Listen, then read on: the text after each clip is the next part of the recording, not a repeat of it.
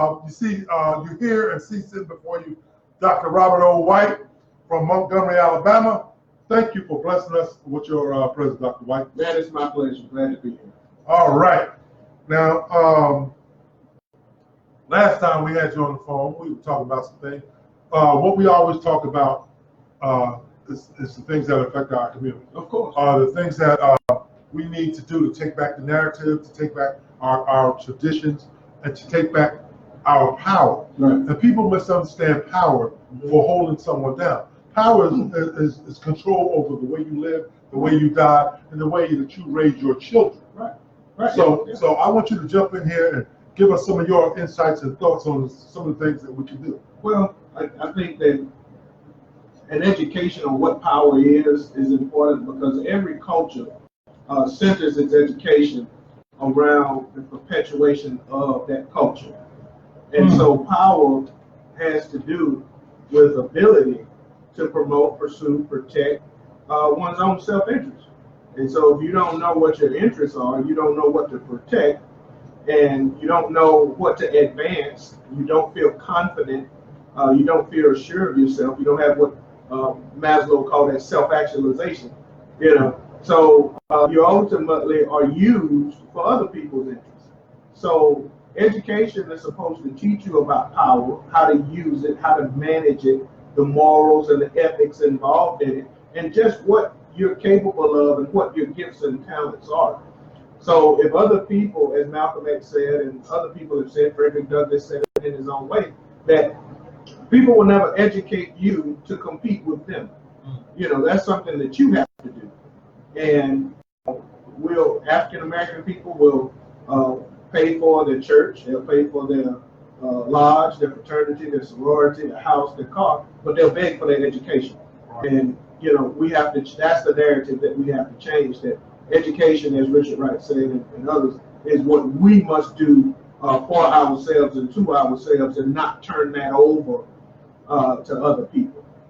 Now you're distinguishing between conventional education, the kind you get at a normal high school or college, and between the kind of education you're talking about. Can you talk about what that distinction is and how we can actually pursue it? Absolutely. Well, the distinction that, and that's interesting, because the model that our young people are being educated under now is an industrial age model. That's right.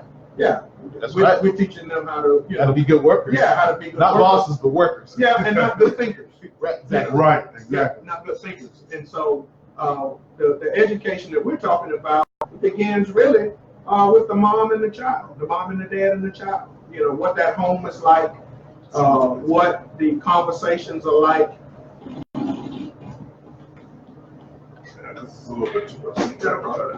What those conversations are like at the dinner table, and then it spills over into church, into social environments first. Even before we get into school, is a social environment, right? But it's actually the last molder and shaper of character, not the first.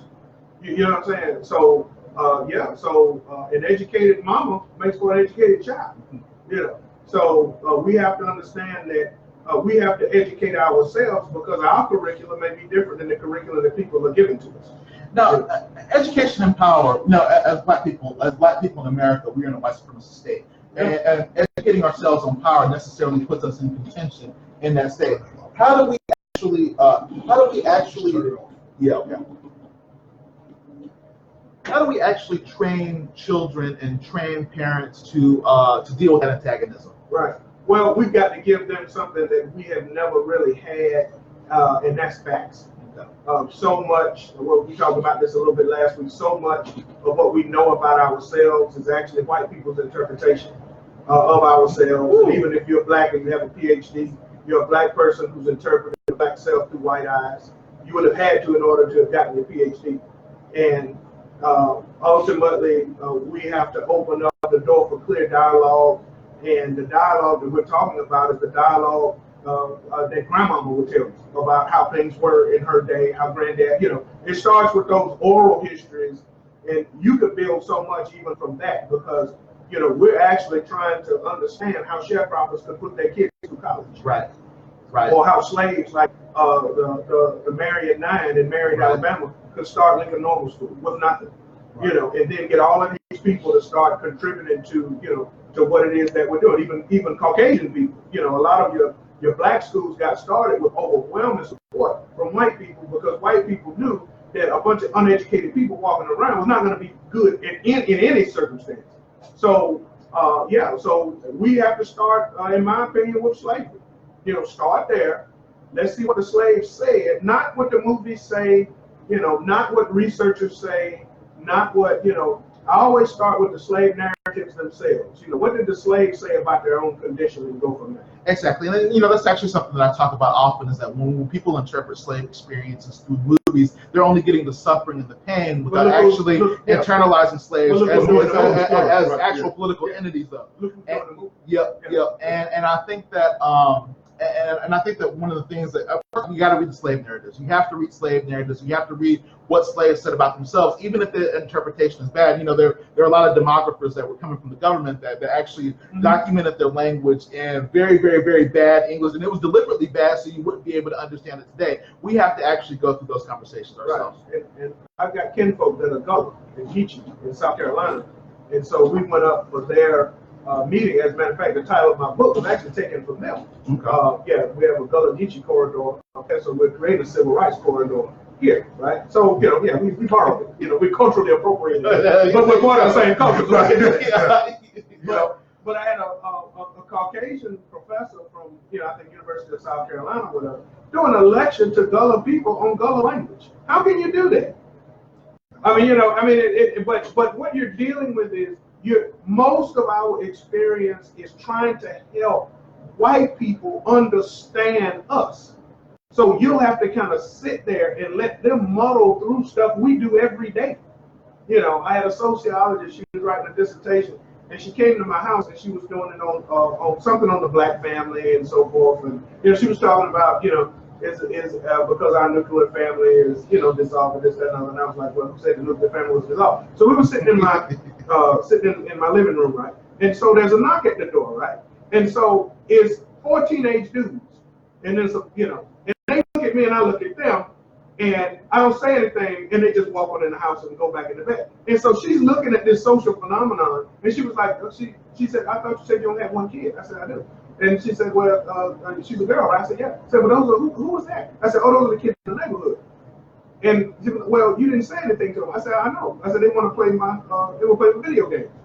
And so they looked at me to see if it was okay. And I didn't say anything, which meant it was okay. You see, but that's an African thing. Yes, it is. It absolutely is. Absolutely. Yeah, that's you see what I'm saying? But she is an outsider. That's right. And what makes this colonial system what it is that white folks are perpetual outsiders. Right. Don't tell me about jazz.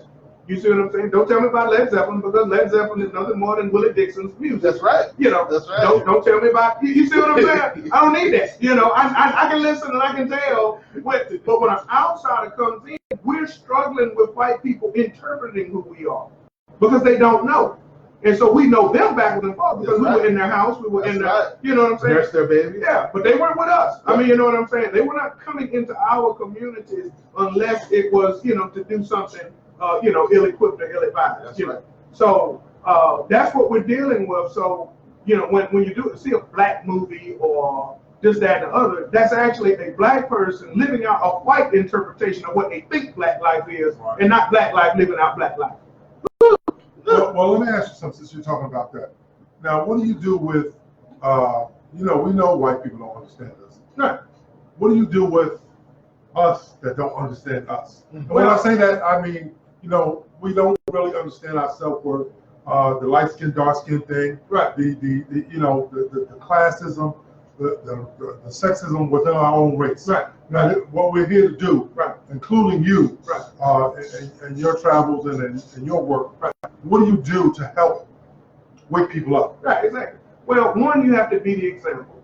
You know, two, you have to call it what it is. All of this is called decolonization. Right. Right. You know, when we deal with the light skin, dark skin, see, that's a colonized situation. Right. You know what I'm saying? That's and so it is creating the same types of ends that it did, you know, 200 years ago. However, if we were to do a movie on the Haitian Revolution, you know, we would see how that actually could work to our benefit, you know, if we embrace each other in our own areas, right?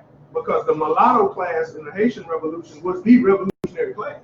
You know, they were the ones that, and it was interesting in C.L.R. James' Black Jacobins. You know, he basically said that your best revolutionaries took advantage of the very system that they're trying to destroy. That's right. You know, so you have to be a benefactor of it before you get destroyed. Does that make sense? You have to be a part of it. You have to wipe it out from the inside, not the outside, right? Right. So so you had Negroes who were somewhat integrated, right, into the system. Most of them were mulattoes, but they wanted the same rights as Europeans did. Did they get along with their black counterparts? Not necessarily, because they were separated not only physically, but they were separated socially, separated experientially, separated. So they kind of looked at themselves as being more deserving as being a part of the European class than the other class, right? But see, here's the problem. And this is why black people are not and can never feel like they're equal. Right? Because if you feel like you're equal, you will not take mistreatment from someone whom you think you're equal to. Right. See, that may have to sink in, right? It's like, as long as a black kid feels that he or she is intellectually inferior, they will cower, they'll bow down. You know, when you really need to have some courage, when you really need to have some guts, they won't assert themselves.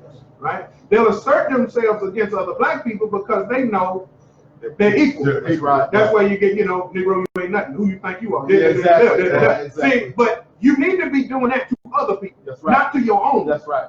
You see what I'm saying? So, the feeling of inferiority, as Frederick Douglass says, comes from not knowing. When you don't know, you're not confident enough to assert yourself, and you can't survive summary judgment. I mean, you can't survive cross-examination, rather. Which means that you can say something, but you're not prepared to take people's questions, right? You're not prepared to be examined. You're not prepared to be, analyzed, right? So that's what we have to do, man. We have to begin to have these discussions, but it starts with educating our young people on, in my opinion, slave narratives. Get them Frederick Douglass, get them Harry Jacobs, get them, and let them see the struggle that black people have as a human struggle. You know what I'm saying? It's not an abnormal struggle. That's right. It is a human struggle. That's right. Yeah. Right. So, having said that, one of the most revolutionary forms of organization, especially during the 1920s and 30s, were book clubs. That's right. Yeah. Book club is powerful, man. That's right. Marcus Garvey came about of a book club. That's right. Came about of a book club. That's right. Yeah. And not only that, the FBI was actually looking at black libraries and book clubs as places to infiltrate and places to actually monitor who revolutionaries were going to be. Absolutely. Yep. Absolutely. So, we have to begin to do those things and understand what is threatening, right? And what's not. And when I said threatening, I mean that when you have two football teams going against each other, it's a threat for one football team to send their second string offensive line to a camp somewhere. Right. Not the first string, but the second string. Right. You see what I'm saying? Right. It is threatening to the other teams in their league, to train their quarterbacks. That's right. To get them tutoring, right? That's how we do it. It's not hard. You see what I'm saying? Right. Everybody's so wrapped up in self and ego that we're not taking the time. Like in my church in Montgomery, we got some serious tutoring going on now. I mean, we're going hard, So we were at a community function last night, right? We had our youth there. Okay. And so my wife was like, all right, 7:30 in the morning. You see what I'm saying? We're going to drop you off. It's 9:30 now. So that means you got to get into bed. You got to get, some of the teenagers had to make the sandwiches for this morning. So they had work they had to do. And see, everybody was there this morning. Wow. You see what I'm saying? Wow. And so we got 5 tutors there. The kids' grades are going up. Ashanti, big shout out to her. She got an A in algebra. You know what I'm saying? And then when that algebra grade went up, all the other grades went up, right? But that effort has to be quadrupled. Right. On the street that our church is located on, right? Which means that not enough for my kids to be getting it, right? We got to quadruple the effort, which means what people would say, well, Brother Herschel's doing that, so I guess I need to. No, man, you need to try to outdo Brother Herschel in what he's doing. Right. You see what I'm saying? If Brother Herschel is organizing and mobilizing, then you need to try to outdo him in that. You don't have to go get his crew. Go find you one. Right. You see what I'm saying? That's how it's done, right? So that's the type of spirit and attitude that we have to have. We gotta organize ourselves.